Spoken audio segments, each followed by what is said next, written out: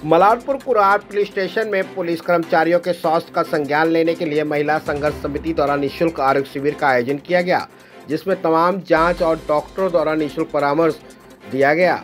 समिति की अध्यक्ष रीना जाधव ने बताया कि पुलिस कर्मचारी अपनी ड्यूटी करते हुए अपने स्वास्थ्य का ध्यान नहीं दे पाते, इसलिए आरोग्य शिविर का आयोजन किया गया है। आइए नजर डालते हैं सुप्रीम समाचार की इस खास रिपोर्ट। लावण्याचा उद्देश काय तुमचा हे सांगा। माझं नाव आहे रीना जाधव। माझ्या NGOचं नाव आहे महिला संघर्ष समिती। आज मी समाजसेवा करत आहे। तर समाजसेवा करता करता पोलिसांचे इकडे पण खूप समस्या होत्या। पोलिस स्वतःकडे लक्ष देत नाहीत, कामामध्ये बिझी असतात। म्हणून हर पोलीस स्टेशनला मी कॅम्प लावायचं ठरवलं।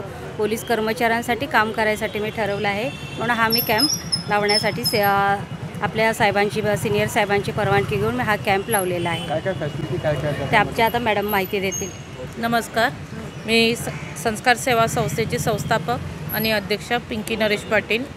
आपण ह्या मेडिकल कॅम्पमध्ये ECG, general checkup, sugar, BP, thyroid checkup, डोळे तपासणी, डेंटल तपासणी आणि BMI ठेवलेलं आहे। असं म्हणजे काय औषध वगैरे पण उपचार?